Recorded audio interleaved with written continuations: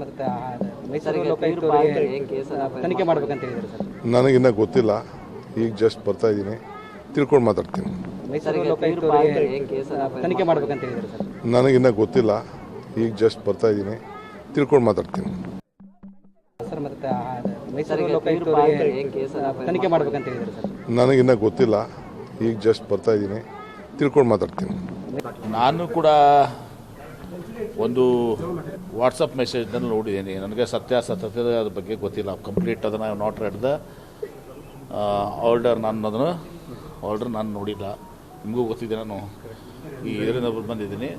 ಅದು ಆರ್ಡರ್ ನೋಡಿದ್ಮೇಲೆ ನಾನು ಅದ್ರ ಬಗ್ಗೆ ಕಮೆಂಟ್ ಮಾಡ್ತೀನಿ. ಮತ್ತು ಇದು ಯಾವುದಕ್ಕೂ ಕೂಡ ಮುಖ್ಯಮಂತ್ರಿಗಳು ಕಮೆಂಟ್ ಮಾಡೇ ಮಾಡ್ತಾರೆ. ನಾನು ಕೂಡ ಪ್ರಕ್ರಿಯೆ ಸಹಜವಾಗಿ ಇದೇ ಆಗ್ತಾ ಇದೆ. ಜಜ್ಮೆಂಟ್ ಕಾಪಿ ಏನಿದೆ ಅದನ್ನ ಸಮಗ್ರವಾಗಿ ಸ್ಟಡಿ ಮಾಡಿದ ನಂತರದಲ್ಲಿ ನಮ್ಮ ಪ್ರತಿಕ್ರಿಯೆನ ಕೊಡ್ತೀವಿ ಅಂತ. ಆದರೆ ಮುಖ್ಯಮಂತ್ರಿಗಳಂತೂ ಸ್ಪಷ್ಟನೆಯನ್ನ ಕೊಟ್ಟಿದ್ದಾರೆ. ಹೈಕೋರ್ಟ್ ಆದೇಶ ಏನ್ ಬಂತು, ಆ ಆದೇಶದ ಸಂದರ್ಭದಲ್ಲಿ ನನ್ನ ಪ್ರತಿಕ್ರಿಯೆ ಏನಾಗಿತ್ತು, ಸೇಮ್ ಸ್ಟ್ಯಾಂಡ್ ನನ್ನದು. ನಾನು ವಿಚಾರಣೆಯನ್ನ ಎದುರಿಸ್ತೀನಿ, ತನಿಖೆಗೆ ನಾನು ಹೆದರಲ್ಲ, ಕಾನೂನಾತ್ಮಕವಾಗಿ ಫೈಟ್ ಮಾಡ್ತೀನಿ ಅಂತ ಹೇಳಿದ್ದಾರೆ. ಉಳಿದಂತೆ ಹಲವರು ನಂತರ ನೋಡಿ ಸ್ಟೇಟ್ಮೆಂಟ್ ಏನ್ ಬಂದಿದೆ, ಆದೇಶ ನೋಡ್ಕೊಂಡು ನಮ್ಮ ರಿಯಾಕ್ಷನ್ ಕೊಡ್ತೀವಿ ಅಂತ ಹೇಳಿದ್ದಾರೆ. ನಿನ್ನೆ ನಮಗೆ ಒಂಥರ ಗೆಲ್ಲು ಸಿಕ್ಕಿದೆ, ಜಯ ಆಗಿದೆ ಅಂತ ನಾನು ಭಾವಿಸ್ತೀನಿ. ಕಾರಣ ಅಂದರೆ ನಾವು ಗವರ್ನರ್ ಕೊಟ್ಟಿರೋದು ಪ್ರಾಸಿಕ್ಯೂಷನ್ನ ರದ್ದು ಮಾಡಿ ಅಂತ ಕೇಳಿದ್ದೀವಿ, ನಿನ್ನೆ ರದ್ದು ಮಾಡಿದೆ. ಇವತ್ತು ಆದೇಶ ಬಂದು 3 ತಿಂಗಳಲ್ಲಿ ತನಿಖೆ ಆಗಬೇಕಂತ ಹೇಳಿದ್ದಾರೆ, ಇನ್ಕ್ವೈರಿ ಆಗಬೇಕಂತ. ಆಗಲಿ, ಇನ್ಕ್ವೈರಿ ಆಗಲಿ, ಸತ್ಯಾಂಶ ಆಚೆ ಬರ್ತದೆ.